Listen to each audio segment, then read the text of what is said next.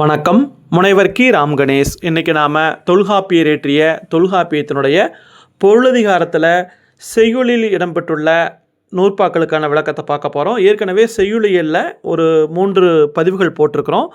4வது பதிவுலேருந்து நம்ம தொடர்ச்சியாக பார்க்க போகிறோம். ரொம்பவுமே சுருக்கமாக தான் இதற்கான விளக்கத்தை நம்ம கொடுக்க போகிறோம். ஏன்னா இலக்கணத்தை பொறுத்தளவில் ஒவ்வொரு நூற்பாவுக்கான விளக்கத்தை சொல்லணும் அப்படின்னா அது ரொம்ப விரிவாக போய்கிட்டே இருக்கும்.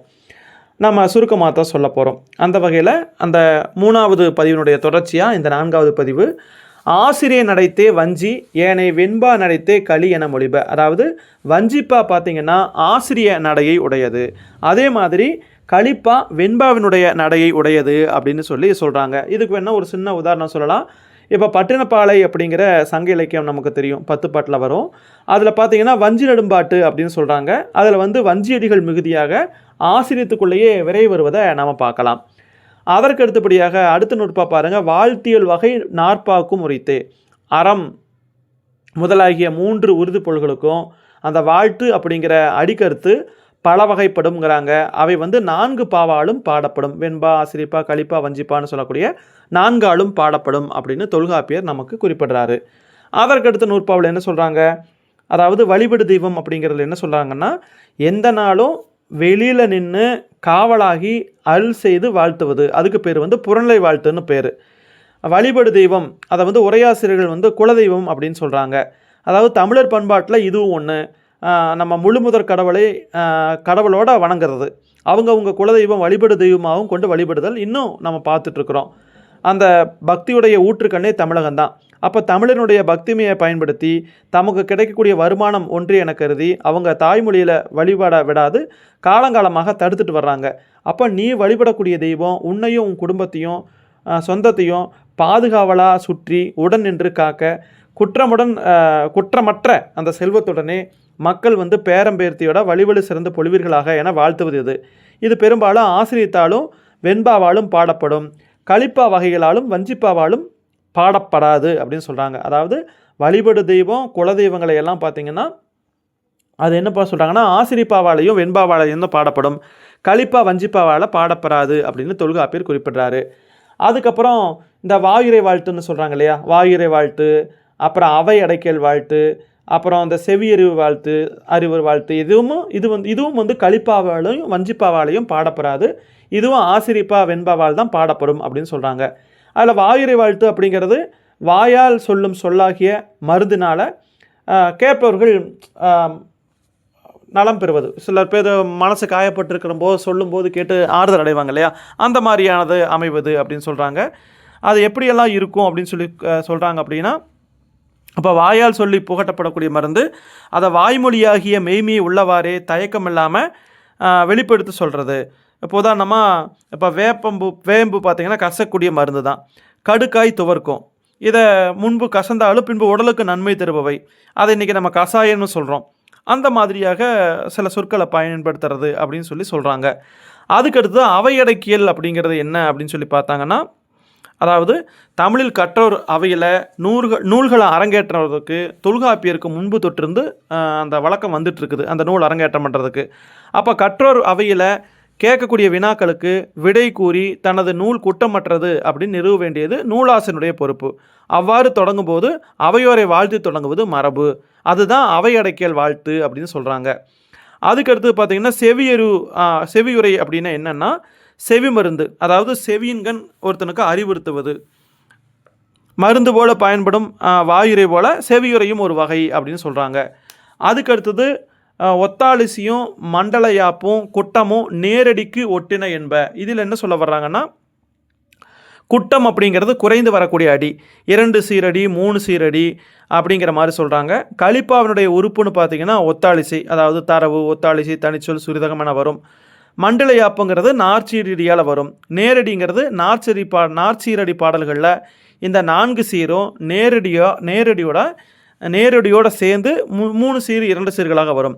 குட்டம் அப்படிங்கிறது எருத்தடி உடையதாகும். அதாவது எருத்தடி அப்படிங்கிறது கடைசி அடிக்கு முதலடி, அதைத்தான் நம்ம ஈற்றயலடின்னு சொல்கிறோம். நேரிசை ஆசிரியத்தில் ஈற்றயலடி 3 சீராக வரும்னு சொல்கிறாங்க. அதுக்கப்புறம் பாருங்களேன், மண்டிலம் குட்டம் இந்த ரெண்டுமே செந்தூக்கு இயலை அப்படிங்கிறாங்க. செந்தூக்குன்னா என்னென்னா ஆசிரிப்பா ஆசிரிப்பா, நாற்சீருடியும் முச்சீருடியும் அதாவது மண்டிலமும் குட்டமும் ஆசிரிப்பாவோட இயல்புது அப்படின்னு சொல்லி நமக்கு குறிப்பிட்றாங்க.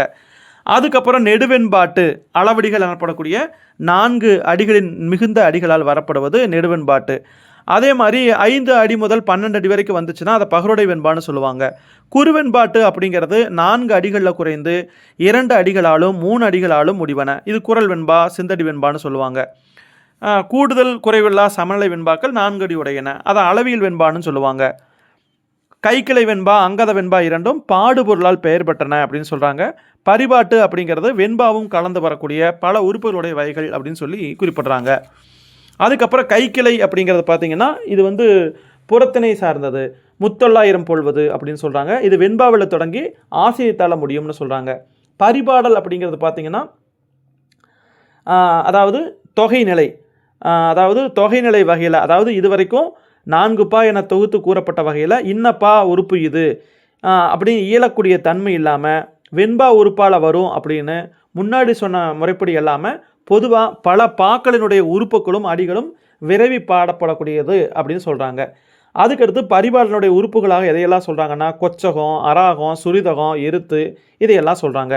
அதுக்கப்புறம் அதன்கண் பயிலக்கூடிய அடிகள் அப்படின்னு சொல்லி சொற்சீரடி, முடுகியலடி இதையெல்லாம் வந்து தொல்காப்பியர் குறிப்பிட்டு பேசுகிறாரு. அது அந்த பரிபாடலில் வரக்கூடியது. அதுக்கப்புறம் கட்டுரை வகையால் பார்க்குறப்போ உரைநடை போலும் பிறநடையில் பார்க்குறப்போ பாடலிலேயே ஓரடியானும் ஈரடியானும் விரைவு வரும் அப்படின்னு சொல்லி குறிப்பிட்றாங்க.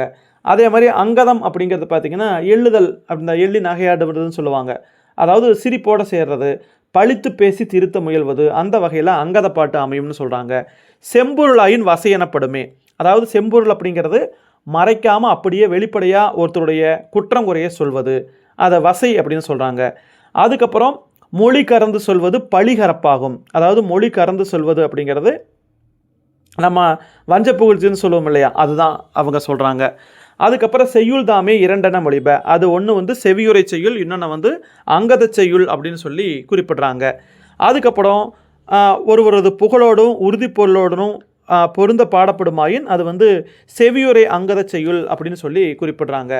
அதே மாதிரி சொந்த விருப்பு வெறுப்போடு பாடப்படுவது அங்கத செய்யுள்னு சொல்கிறாங்க. இதில் வந்து செவியறிவுறுத்தும் தன்மை இல்லை, அது வேண்டும்னே வெறுப்பினால் வேண்டுமென்றே வெறுப்பினால் வசைபாடக்கூடிய அங்கதம். இதை வந்து என்ன சொல்கிறாங்கன்னா செம்பொருள் அங்கதம் அப்படின்னு சொல்கிறாங்க. அதுக்கப்புறம் கலிப்பாவினுடைய வகைகளாக 4 சொல்கிறாங்க. ஒத்தாளிசை களி, களிவெண்பாட்டு, கொச்சகம், உரல் அப்படின்னு சொல்கிறாங்க. அதில் ஒத்தாளிசை களி அப்படிங்கிறது 2 வகைன்னு சொல்கிறாங்க. அதுக்கப்புறம் இடைநிலைப்பாட்டு, தரவு, போக்கு, அடை என்பன நடையிலிருந்து ஒழுகக்கூடியது ஒன்றென மொழிப அப்படிங்கிற கருத்தையும் இங்கே முன்வைக்கிறாங்க. தரவு பார்த்தீங்க அப்படின்னா 4 அடி, அதாவது தரவு அப்படிங்கிற முதல் உறுப்பு சிற்றெல்லை 4 அடியாக, பேரெல்லை 12 அடியாக வரக்கூடியது அப்படின்னு சொல்கிறாங்க. இடைநிலைப்பாட்டு அப்படிங்கிறது தரவுக்கு 4 அடி சிற்றெல்லை, அதுக்குட்பட்ட 3 அடி ஈரடிகளால் வருவது இடைநிலைப்பாட்டுன்னு சொல்கிறாங்க. இதில் தாளிசை வரும் அப்படின்னு சொல்கிறாங்க. அதுக்கப்புறம் அடைநிலை கிளவி அப்படின்னு சொல்லப்பட்டது தனிச்சொல் தாளிசைகளுக்கு பிறகு சுருதகத்துக்கு முன்னால் இடம்பெறும். அது வந்து இசையோடு பாடி வரும்போது அதை வந்து கூட்டி இனிதாக அதை வந்து முடிப்பாங்க அப்படிங்கிறதையும் குறிப்பிட்றாங்க.